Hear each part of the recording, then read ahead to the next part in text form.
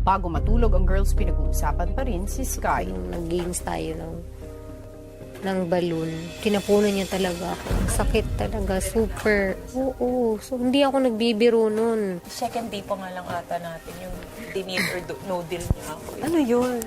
Yung Unang Ano tinil or no? kasi nakaban ako, nakaganon ako. Tapos nandun ako sa kitchen. So parang busy-busy tayo. Tapos bigla niya ako, sabi niya, deal or no deal. Tapos ginanong niya ako sa ulo. Namaganon ako, pero tumawa lang ako. Parang, syempre, una, Actually, napapansin ko yan. Parang minsan grabe yung jokes niya. parang over naman. Lalaki ka, babae ako, Sky. Parang gano'n. Parang ganun. Wag mo naman kalimutan na babae ako. Pero straight naman siya. Parang kanina kasi, hindi ko alam. ako din, parang hindi ko alam. Gusto ka niya eh. So, yun yung nakikita ko na, oh. Pero alam mo, honestly, hindi ko na feel na gusto niya talaga ako. Kasi ma-feel mo naman yan kung gusto ko talaga ng tao, di ba? Hindi ko talaga na-feel. Hindi ko na lang po talaga binibigyan ng malis lahat ng ginagawa niya. Kinayaan ko na lang po. Kasi parang na-feel ko na wala naman talaga. Parang mag-stay na lang kami.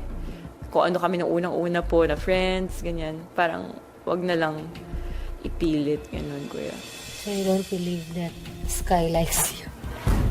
Hindi, kasi ma-feel mo naman yun eh. Parang ako wala talaga ako nakikita. Do you think he's trying to be strategic? Hindi ko alam, hindi naman. Napapaisip tuloy ako. Bakit? Pero Para takpan lang. ako hindi ko wala akong masabi. Basta na-feel ko lang na parang hindi sincere. Super defensive siya sa bakla. Parang, Oo, napansin ko yung kanina. Sabi ka Hindi nga ko- wala tumatawa ako nun ako. Sabi, kaya tinanong ko si May kanina, sabi ko okay ka lang. Kasi bigla siyang parang nagalit siya nung, di ba? Parang hindi siya nagalit pero ma-feel mo na parang medyo nag-ano siya. Medyo, na-feel ko po yung tension dun sa may conversation kasi parang binabalik po ni Sky kay May yung tanong, parang, sige, ikaw May, di ba may kapatid kang bakla, ganyan-ganyan. I mean, yung pagtawag ko sa kanya na ganun, parang hindi bad way, in a good way, na pang-asar lang. Just, may Oo maasar nga, lang. tapos biglang ang dami niyang explanation. Kasi alam ko na may kapatid ako, kaya nabakla, kaya malaking respeto ko. Pero ba't parang pagdating sa niya, parang ang big deal. Kasi alam ko po, mahirap pong magtago kung ano man po yung totoong nararamdaman. Open naman po kaming lahat, lalo na po ako, kuya, kasi alam ko po na may kapatid po talaga ako na gay po, kuya. So alam ko po kung ano po yung nararamdaman na hindi po nagsasabi talaga ng totoo. Tsaka support po ako sa lahat po ng mga ganyan po, kuya, ng mga issue talaga, kuya. Sinabi niya kay May kanina, yung mga ganyan kay May, yung mga nag-stereotype, yun yung mga salot sa lipunan eh. gano'n. Di ba yun yung exact words na sinabi? Sabi niya, yung mga nag-stereotype, yung mga ganyang kagaya ni May na nag-stereotype, yan yung mga salot sa lipunan. Tapos seryoso siya nagsalita. Seryoso yung pagkakasabi niya, hindi ba siya nakapili? Maybe he's still scared to show. And probably hasn't admitted it lately to himself. Open na open po kami, kuya. Wala po talagang question about sa ganun, kuya, kasi ang hirap naman po kasing itago, kuya, na maging lalaki ka or maging ganun ka, kung ano man po yung dapat na tingin sa ng tao sa'yo, kuya. Ang hirap pong itago nun.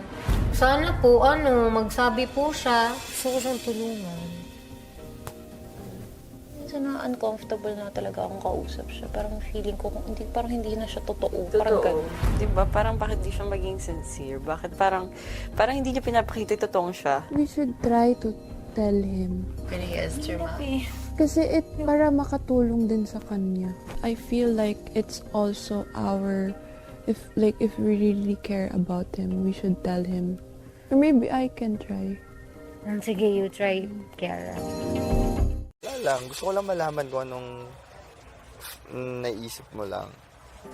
Kasi hindi ako magaling sa ganun.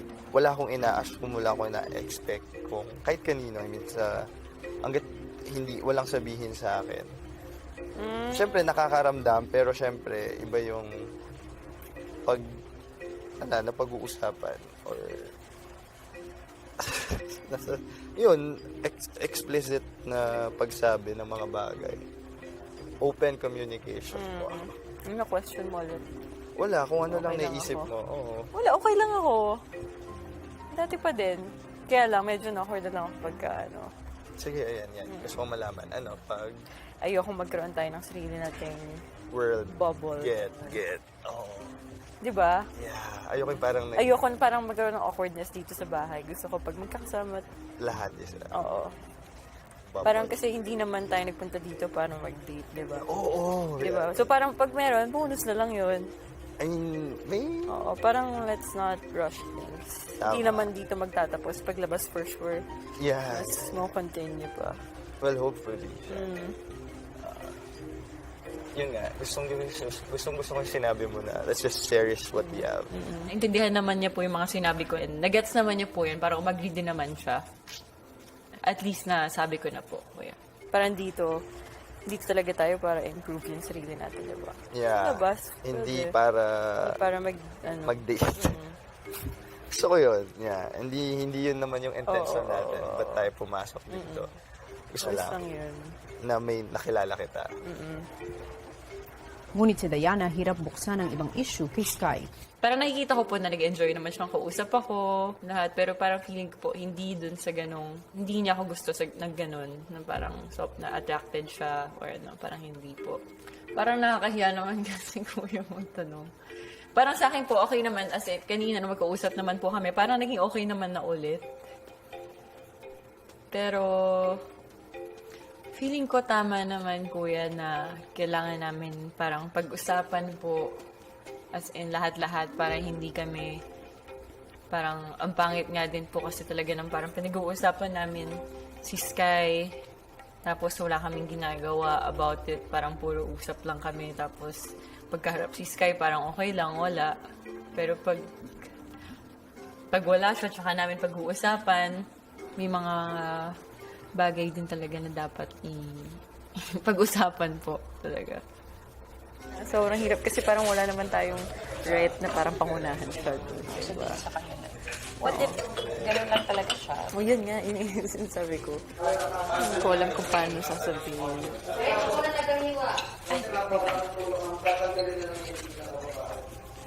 Ano ba? Ang ibang boys patuloy na naguguluhan. Baka cover up lang niya yung gusto niya yung babae para matago, di ba? Pero hindi natin alam kasi yung tunay na story talaga. Pero para sa akin, malay natin, ganun lang yung kilos niya, mahina yung kilos niya kasi hindi siya sanay kasi yung bata siya, school bahay siya. Siguro kasi ayaw ko rin i-judge ko, kaibigan kasi natin. Pero observe na lang, siguro. So si Diana, Alam niya na yan. Ito si Diana. Kitang-kita, boy. Wala siyang gusto. Maybe nakikisakay lang din kasi sa lahat naman. Clingy siya, di ba? Sa lahat. Si Kuya hiningi ang opinyon ni Doc Opo, Randy. kuya. Sa kwarto, kinausap ni May si Diana.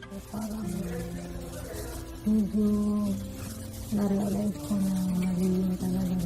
Pinagin talaga siya. Kasi parang ang bait mo din na ganyan din natin.